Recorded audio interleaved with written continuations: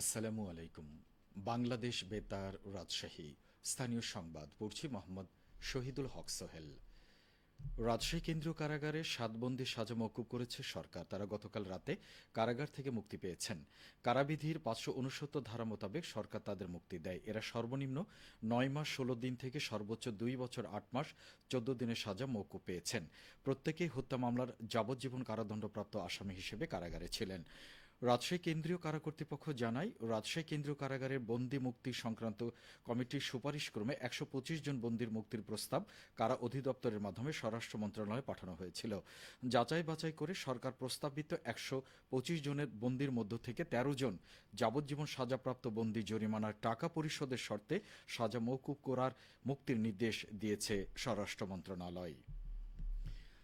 July August গণঅভ্যুত্থানে আহতদের চিকিৎসা সেবার আওতায় আনতে নাটোরে হেলথ কার্ড বিতরণ কার্যক্রম শুরু হয়েছে। গতকাল নাটোর সদর হাসপাতালের সম্মেলন কক্ষে আয়োজিত এক অনুষ্ঠানে নাটোর জেলার তালিকাভুক্ত আহতদের মধ্যে ৩০ জনের হাতে হেলথ কার্ড তুলে দেওয়া হয়। অনুষ্ঠানে প্রধান অতিথি ছিলেন স্বাস্থ্য মন্ত্রণালয়ের অতিরিক্ত সচিব নাফরিজা শ্যামা। অনুষ্ঠানে আরও উপস্থিত ছিলেন নাটোরের সিভিল সার্জন ডাক্তার মোহাম্মদ মুক্তাদির আরিফিন, সদর হাসপাতালের RMO ডাক্তার মাহবুবুর রহমান সহ সংশ্লিষ্ট কর্মকর্তা ও কর্মচারীবৃন্দ।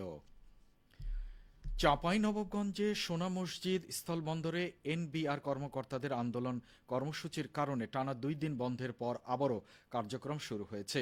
গতকাল দিনভর বন্দর দিয়ে ৩৪৯ ট্রাকে ভারত থেকে এসেছে আমদানি বিভিন্ন পণ্য, আর রপ্তানি হয়েছে ৩৫ ট্রাক পণ্য। NBR কর্মকর্তাদের আন্দোলনের কারণে গত শনিবার ও রোববার পুরোপুরি বন্ধ ছিল আমদানি রপ্তানি। এতে ভারতের মহিদীপুর স্থলবন্দরে আটকা পড়ে ৭.৫ শতাধিক পণ্যবাহী ট্রাক। বগুড়ার সারিয়াকান্দি উপজেলার যমুনা নদীতে মাছ ধরার সময় অবৈধ জালের বিরুদ্ধে অভিযান পরিচালনা করেছে উপজেলা প্রশাসন। গতকাল এই অভিযান পরিচালনা করেন উপজেলা নির্বাহী অফিসার শাহরিয়ার রহমান। এ সময় উপজেলা মৎস্য কর্মকর্তা মুর্শেদা খাতুন উপস্থিত ছিলেন। উপজেলা মৎস্য কর্মকর্তা জানান, মৎস্য সুরক্ষা ও সংরক্ষণ আইন ১৯৫০ অনুযায়ী অভিযানে যমুনা নদীতে বিভিন্ন স্থানে পেতে রাখা ২,০০০ মিটার অবৈধ চায়না জাল এবং ১৫০০ মিটার কারেন্ট জাল জব্দ করা হয়। এরপর জব্দকৃত নিষিদ্ধ চায়না দোয়ারি জাল আগুনে পুড়িয়ে ধ্বংস করা হয়েছে। অভিযানে উপজেলা মৎস্য সম্প্রসারণ কর্মকর্তা আফিয়া সুলতানা, আইন শৃঙ্খলা রক্ষাকারী বাহিনীর সদস্যরা উপস্থিত ছিলেন। এদিকে বগুড়া জেলা রেজিস্ট্রার কার্যালয়ে নিকা রেজিস্ট্রারের দক্ষতা বৃদ্ধি ও বাল্যবিবাহ নিরোধ শীর্ষক দিনব্যাপী কর্মশালা অনুষ্ঠিত হয়েছে। গতকাল এই কর্মশালায় সভাপতিত্ব করেন জেলা রেজিস্ট্রার সিরাজুল করিম। অনুষ্ঠানে বক্তারা বলেন, নিকা রেজিস্ট্রারের দক্ষতা বৃদ্ধির জন্য প্রশিক্ষণ এবং আধুনিক প্রযুক্তি ব্যবহারের মাধ্যমে তাদের কাজের স্বচ্ছতা ও জবাবদিহিতা নিশ্চিত করা প্রয়োজন। বাল্যবিবাহ থেকে সকলকে বিরত থাকার আহ্বান জানিয়ে কর্মশালায় বক্তারা বলেন, যারাই বাল্যবিবাহ দিবে তাদেরকে আইনের আওতায় আনতে হবে। কর্মশালায় এ সময় জেলার ১৫০ জন নিকা রেজিস্ট্রার অংশগ্রহণ করেন। সিরাজগঞ্জে আজও অব্যাহত রয়েছে যমুনা নদীর পানি বৃদ্ধি। বাড়ছে চলন বিল সহ অভ্যন্তরীণ নদ-নদীর পানিও। গত ২৪ ঘন্টায় ৬ সেন্টিমিটার বৃদ্ধি পেয়ে আজ সকালে শহর রক্ষা বাঁধ পয়েন্টে বিপদসীমার ১৩২ সেন্টিমিটার নিচ দিয়ে প্রবাহিত হচ্ছে যমুনা নদীর পানি। একই সময়ে কাজীপুরের মেঘাইঘাট পয়েন্টে ৬ সেন্টিমিটার বৃদ্ধি পেয়ে বিপদসীমার ১৫৪ সেন্টিমিটার নিচ দিয়ে প্রবাহিত হচ্ছে নদীটির পানি। যমুনার সাথে চলন বিল সহ জেলার অভ্যন্তরীণ করতোয়া, বড়াল, ইছামতি ও হুরসাগর নদীর পানি বৃদ্ধি অব্যাহত রয়েছে। বাংলাদেশ পানি উন্নয়ন বোর্ড সিরাজগঞ্জ উপবিভাগীয় প্রকৌশলী মোহাম্মদ নাজমুল ইসলাম জানান, চলতি সপ্তাহে ধীর গতিতে হলেও বৃদ্ধি অব্যাহত থাকবে যমুনা নদীর পানি।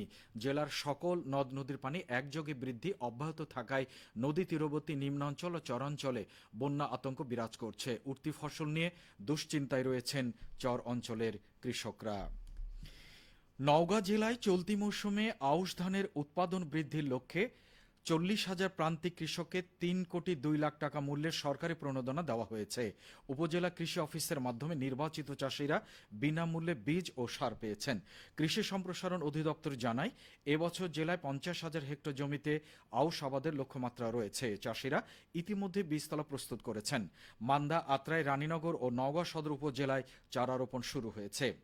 নওগাঁ জেলা কৃষি সম্প্রসারণ অধিদপ্তরের উপপরিচালক কৃষিবিদ আবুল কালাম আজাদ বলেন, ১ বিঘা জমি জমির বিপরীতে প্রত্যেক চাষিকে 5 কেজি বীজ, 10 কেজি ডিএপি ও 10 কেজি এমওপি সার প্রদান করা হয়েছে। আউশের আবাদ বৃদ্ধি করতে প্রণোদনার পাশাপাশি কৃষি বিভাগ থেকে চাষিদেরকে প্রযুক্তিগত বিভিন্ন সহযোগিতা ও পরামর্শ দেওয়া হচ্ছে। সবশেষে আবহাওয়া।